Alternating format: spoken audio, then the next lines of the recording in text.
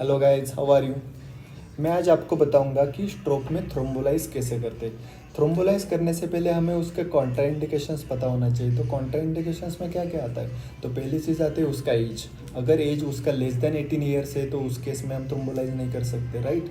तो दूसरी चीज़ आती है उसका ब्लीडिंग डिसऑर्डर। उसको कोई ब्लीडिंग डिसऑर्डर नहीं चाहिए। उसका हमने सीबीसी किया, सीबीसी में प्लेटलेट काउंट जो रहता है वो बिलो 1 लाख नहीं चाहिए। पास्ट 3 मंथ में उसका कोई सर्जरी नहीं होना चाहिए, बड़ा वाला ट्रॉमेटिक कोई हिस्ट्री नहीं चाहिए। ऐसे सब चीज़ें नहीं होनी चाहिए। इस केस में हम थ्रोम्बोलाइज नहीं कर सकते। अभी देखो, थ्रोम्बोलाइज करने से पहले हमें ये सब चीज़ें देखने चाहिए। अभी मैं थ्रोम्बोलाइज करते समय मेरे पास 2 ड्रग्स है, अल्टीप्लेज या फिर टेनेक्टिप्लेज। वैसे बहुत सारे ड्रग्स आते हैं थ्रोम्बोलाइसिस के, तो उससे भी आप थ्रोम्बोलाइज कर सकते हैं, लेकिन मैं इस 2 ड्रग को आइडियल मानता हूँ। तो जो अल्टीप्लेज है, अगर अल्टीप्लेज से आपको थ्रोम्बोलाइज करना है पेशेंट को, तो आपको एक बात याद रखना चाहिए, उसको हम कभी बोलस डोज नहीं देंगे।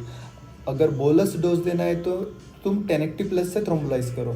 अल्टीप्लेस से तुम्हें थ्रोम्बोलाइज करना है तो तुम्हें उसका 10% ही बोलस डोज देना है, और जो रिमेनिंग 90% आता है उसको आपको इन्फ्यूजन में लगाना है ओवर 1 आवर। तो अल्टीप्लेज का एक कैलकुलेशन आता है, तो वो फार्मूले से आपको कैलकुलेट करना पड़ेगा कि कितना mg देना है। उसका फार्मूला आता है 0.9 mg पर kg। अगर मेरा वेट 70 किलोग्राम है तो वो फार्मूले के अकॉर्डिंग मेरा जो डोज आएगा 0.9 इंटू 70 kg, मेरा डोज आएगा राउंड फिगर 63 mg। ओके, तो 60 mg पकड़ता हूँ मैं, तो 60 mg से मैं थ्रोम्बोलाइज करूँगा पेशेंट को। लेकिन वो कैसे करूँगा, 60 mg को मैं लूँगा और उसका जो 10% है उसको मैं, उससे मैं सीधा बोलस डोज दूंगा, और जो रिमेनिंग 90% है उसको मैं इन्फ्यूजन में लगाऊंगा ओवर 1 आवर। तो एक क्राइटेरिया रहता है अल्टीप्लेज के साथ। अभी आपको टेनेक्टिप्लेज से थ्रोम्बोलाइज करना है तो उसमें कोई इन्फ्यूजन वगैरह नहीं लगाना पड़ता। आप सीधा उसको बोलस डोज दे सकते हो और 10 मिनट्स में। तो उसका भी एक फार्मूला आता है वो, क्योंकि आपको डोज पता होना चाहिए ना कि कितना डोज देना है। 0.25 mg पर kg। अगर मेरा वेट 70 किलोग्राम है तो मेरा जो डोज आएगा वो एक राउंड फिगर 17.5 mg आएगा। तो 17 mg मैंने मान लिया कि 17 mg मुझे डोज देना है, तो 17 mg को मैं डाइल्यूट करूँगा एनएस में। तो वहाँ पे लिखा होता है कि कितने एनएस में डाइल्यूट करना है उस बॉक्स में। उसमें एक प्रिस्क्रिप्शन आता है, उसमें सब लिखा होता है, तो उसके हिसाब से आप उसको डाइल्यूट वगैरह करके और 10 मिनट्स में आप उसको बोलस डोज दे सकते हो।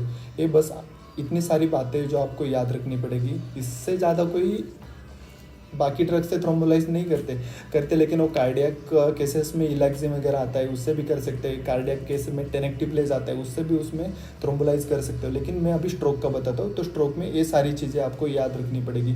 और हाँ, बहुत इंपॉर्टेंट चीज़ है, थ्रोम्बोलाइज करने के बाद पेशेंट को आपको 24 आवर्स तक उसको अंडर ऑब्जर्वेशन रखना है। उसके वाइटल्स वगैरह सब मॉनिटर्स करते रहना है। उसके जो सिम्टम्स है like lower limb weakness, upper limb weakness, mouth deviation, slurring of speech, drooping of eyelids, ये सब जो चीज़ें है अगर वो 24 आवर्स में इम्प्रूव होती है या नहीं, वो सब देखना चाहिए।